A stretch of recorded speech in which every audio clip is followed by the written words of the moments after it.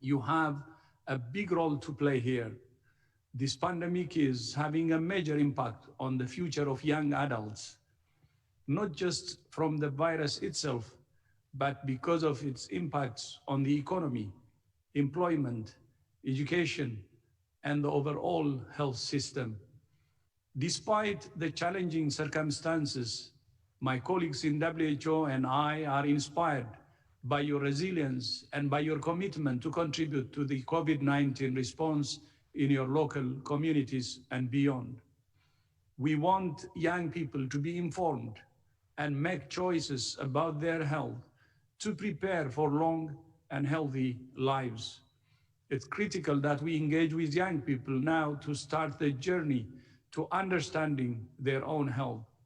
At WHO, we're working with young people so that we can better understand their needs and concerns as we develop our guidance for COVID-19 and other health issues. Although most young people are not at high risk of severe disease during this pandemic, they play an important role and share in the collective responsibility to help us stop transmission. We would like to help prepare young people for their important roles in the future as health emergencies and disease outbreaks may become even more common. Young health professionals and students are on the front lines of this pandemic in hospitals, health centers, and testing clinics. Many young people are essential workers or volunteering to support their communities, delivering food and medicine to the vulnerable. Others have supported advocacy and risk communication initiatives, such as community radio to combat misinformation, an online hand washing challenge, and translating and disseminating public health information. Other efforts include developing apps to collate COVID-19 guidance from reputable sources and running surveys to gather behavioral insights to better inform public health response strategies. I will leave you with three requests. First, I would like to call on organizations, institutions, and governments to listen, engage, and empower young adults as partners in action. Our future is their future. Second, we have to give young people a much larger role in political decision making. Their voices often go unheard, even though more than half of the world's population is under 35 years old. The engagement of young people is essential as we confront the health challenges of today and the future. Finally, and most importantly, to young adults around the world, I say, think big and be bold. We count on you for your creativity and your fresh ideas. Your voice and engagement are needed more than ever, particularly as the world responds to this unprecedented crisis. Working together, all of us, old and young, from everywhere in the world, can overcome this pandemic. I thank you. Thank you very much, Dr. Tedros, for those inspiring words. We have now 3 questions that have been sent in advance by young people. And we would like to direct this question to you in hope that you will be able to provide your thoughts for all the young people listening. The first question is, young people have often been blamed in the media for driving the spread of COVID-19. Is the media exaggerating, or is it true that young people are responsible for the increasing numbers? You know, I have spoken, the DG of UNESCO has spoken, and we have many good experts here, my colleagues. So why not they get the chance first, and then if there is anything I need to say, I will say after them. So that would help, because then the world can see also that I have a very good team.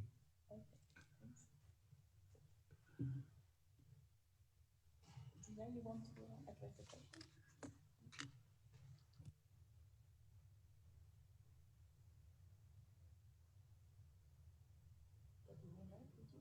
No, you can give her a round.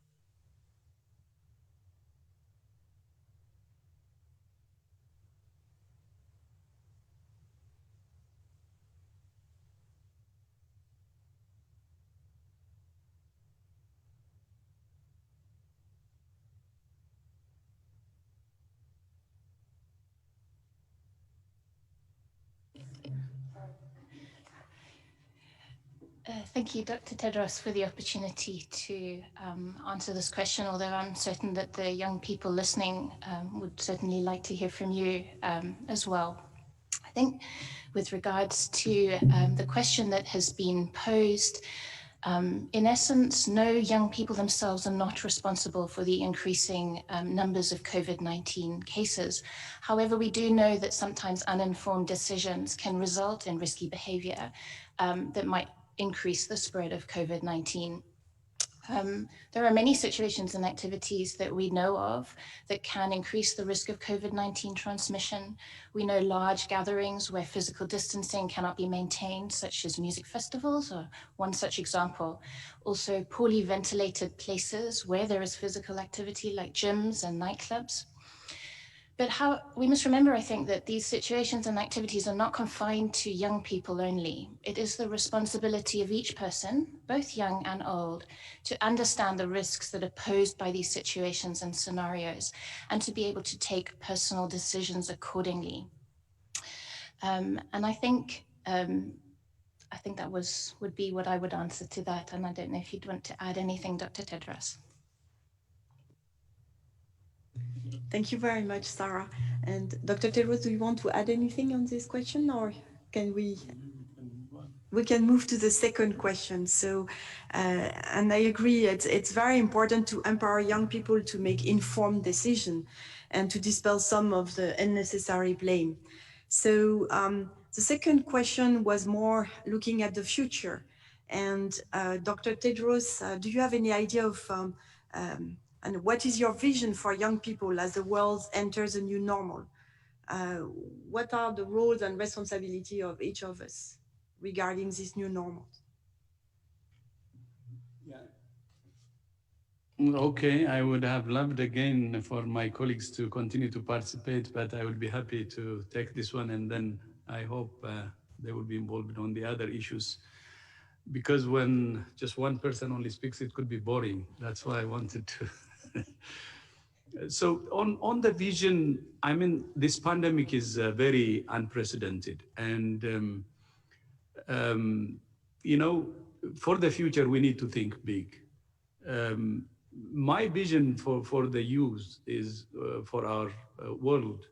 I think we have to build it back, greener, healthier, safer, and fairer, equitable one. And we have seen the root cause of the problems, as you know.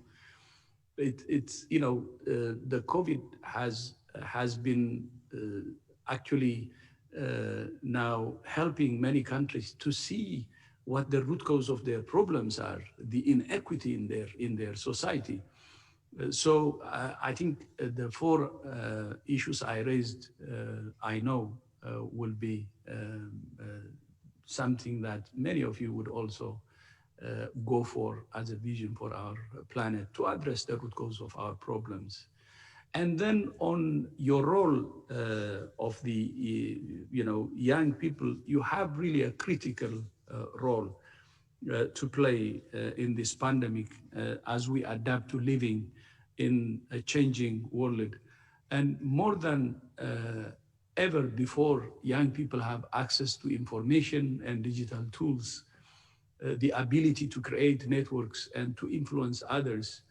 But vast inequities exist, and in many parts of the world, we're living in a culture of blame and individualism. And the good can be in this good. This could be in the form of the roles that you can play, advocacy for the inclusion of young people in both decision making and in the implementation of efforts to recover from COVID-19 and to build resilience for future events, and standing up against the culture of blame, stigma, and discrimination, and thereby setting an example for all people everywhere. And last but not least, I want to see young people using their voices to promote equity, collaboration, and solidarity. And as I said earlier, I will end with those. I know what you want, and our vision, the vision for our world is to have a greener, healthier, safer, and fairer, equitable world, and you have a big part to play to make this happen by doing what I said, but even you can do more, and we count on you. Thank you very much, Dr. Tedros, for sharing this inspiring vision for better world, greener, safer, fairer, and healthier. And by the way, it's never boring to listen to you. So we are, on the contrary, very happy to have you with us today because your wisdom and your experience are really important for everybody on Earth. So really, thank you so much for being with us. We have a last question. So if possible, if we can take a little bit more of your time, we would be very happy if you could share with us a personal story from when you were a young person. And what was there a significant moment or experience that directed you to the path that eventually led you to become a DG? Yeah, I never planned to be a DG. I didn't know that I would be a DG. And even until 3 years ago, because when I started the campaign to be a DG, I was not working that hard, and people were saying to me, "You are a reluctant candidate." So was never in my plan, and it just happened. Sometimes things happen. I always wanted to serve my country because I felt like, okay, my country needs more support than anyone, and anything I can contribute should be to my country. But probably after serving almost 30 years in my country, probably it was time to move on. So the first thing I would like to say is this was never my plan or what I dreamed for. But I am sure about one thing. From early years, I work very hard on the present. For me, what matters is what I can do now to make a contribution, how little it could be, but to make that contribution to the best I can. And I know when we do our best today, it can take us to places which could be okay or something more than we expected or whatever. By saying this, I'm not saying we don't need to have a plan. We can have a plan. But more than the plan, what we do today is really important. And then if I share with you some of my stories, I come actually from a poor family, and my brother died when I was 7, younger brother, which I know gathered that it could be because of measles. I think I didn't accept that situation then, the death of my brother. Even now, I don't accept it because it's unacceptable, especially now with the world really having more technology. We always say no one should die because they're poor. Probably that, I think, influenced me in a big way. But I had also some acquaintance with WHO when I was young, almost around that age when during the measles eradication, and when I saw a WHO logo, I mean smallpox eradication logo, and that's another probably that I remember of WHO from early age. And then 2 countries influenced me after I started working. The first one is Denmark, when I visited and saw universal health coverage in action. And I said, UHC is possible. That health for all is possible. And not only that, immediately after that, I had a chance also to visit United Kingdom, and I saw how the NHS operates. And of course, again, I studied also the Swedish model. And I think that strengthened my belief that universal health coverage, health for all, is possible, that it's an investment. And now even with COVID-19, we can see the centrality of health and why universal health coverage and health for all is very important. But that influence be it from Denmark or other places helped me to work hard in Ethiopia to make sure that our health system becomes better. And I had a chance to be a minister for almost 8 years, and I had the opportunity to contribute in whatever way I could with the excellent team I had and with the excellent leadership there was. Briefly, that's my life story. Of course, now as DG of WHO, which I said I have never thought of, but one thing you can be sure is whether you're from a poor family or rich family, you can be somewhere. What's important is to really work hard and really have a belief to serve humanity in the best way you can. I think anything I believe is possible, whatever your background.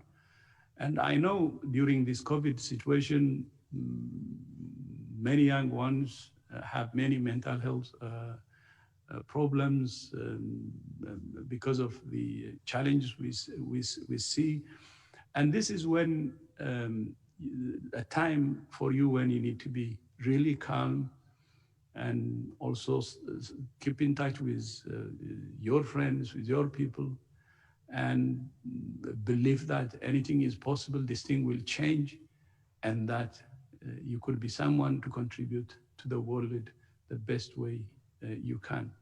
But the first thing is you have to take care of yourself, and then take care of the rest of the world, because you have responsibility. Thank you so much. Thank you so much, Dr. Tedros, for sharing your personal story. And definitely we'll remember to focus on the present and on the action that we can do today. And today it's International Youth Day, and it's your day. We still have a very nice program ahead to celebrate this day. I'm aware, Dr. Tedros, that your schedule is very busy and you may need to leave. We'll be very happy if you can stay with us a little bit longer, but if it's not possible, we'd like to thank you for your time, your words of vision, your advice, and all the support you have already provided to young people, and all the commitment you show for a younger generation. Thank you so much. Thank you. Now, building on the